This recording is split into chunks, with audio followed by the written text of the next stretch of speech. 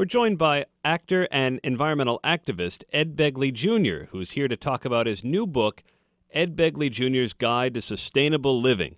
Ed, you've been living this way since the 1970s. Tell us how we do it. Get a full home energy audit. If you own a home, and I think apartments, a lot of utilities will give it for free, and a lot of utilities will do it in your apartment as well as your home. What they do is they come in with today's testing equipment, and they test your home. They often have an infrared camera to look and see where the heat is, in the walls, or the cool is going in or out of your home, depending on the time of year, in your walls and ceiling. They have a blower door to test the pressure in your home or apartment. They have duct blasting to see how the air ducts are doing. Then with that information, with a full home energy audit, like a patient getting a full physical, now you know the health of the patient. You know where you have to do the first kind of line of attack to do things and save money. They'll give you a list. None of it is mandatory. Here's a list of things you can do, and they make it in the right order so you can go right away. Energy efficient lighting, very cheap. They'll even give you light bulbs. A lot of the utilities, when they're done with the home energy audit, they give you 6 light bulbs. They'll put them in if you got a vaulted ceiling. They got a big ladder, they'll do it for you.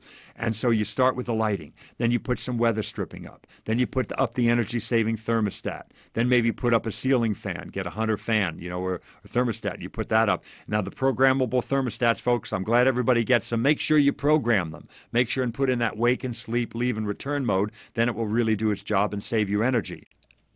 It sounds almost like common sense for a homeowner. Yeah. This is stuff you want anyway. Yeah.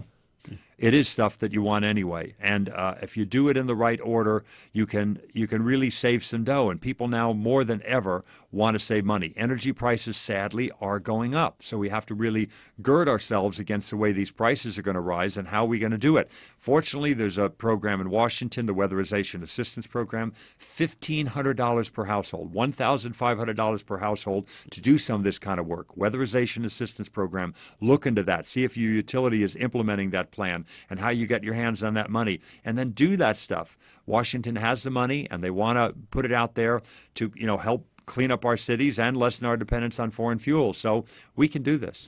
I wondered if you have any sense about national policy and making any inroads, and credits aside, where some of this stuff would really become standard operating procedure.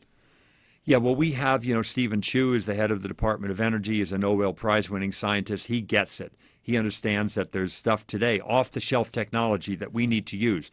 Keep researching, as I know he would want us to, fuel cells and all these other things. Keep that going. Hydrogen economy, hydrogen infrastructure, wonderful. We'll get that going over time. But what do we have today? And there's many tools in the toolbox today that can really save us a tremendous amount of energy to be more efficient. There's a fair amount of pride, as you describe this stuff.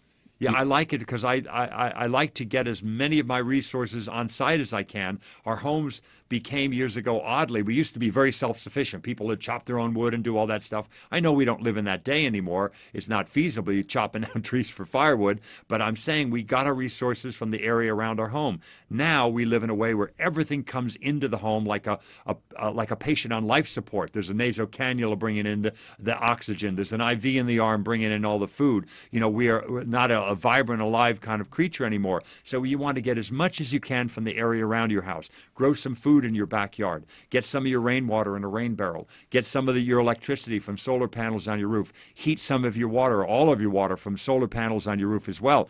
Do what you can on site, and don't be relying on the grid for everything. Last one, which is a bit personal in nature. I live in an apartment here in New York City. Can't grow much, can't put in solar panels. What do I do? What you do is things like within your apartment, put in the energy efficient lighting right away.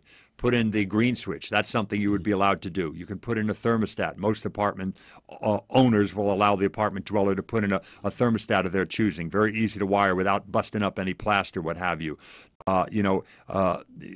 Do those kinds of things right away, and then start thinking outside the house for your transportation, where you're going. If you can ride a bike when weather and fitness permit, if you can take public transportation if it's available near you, certainly is in Manhattan, do those things. You don't have room for a vegetable garden in the apartment, I understand that. Get part of a community garden. There are many in Manhattan and all around the country. You don't have one near you, start one. Do all those things that you can do, and there's much that we as apartment dwellers can do. I started all this 1970 business as an apartment dweller. I didn't own a home till 1979, so I did it all for 9 years in apartments. That's great. Ed, thanks a lot. Aaron, thank you for having me.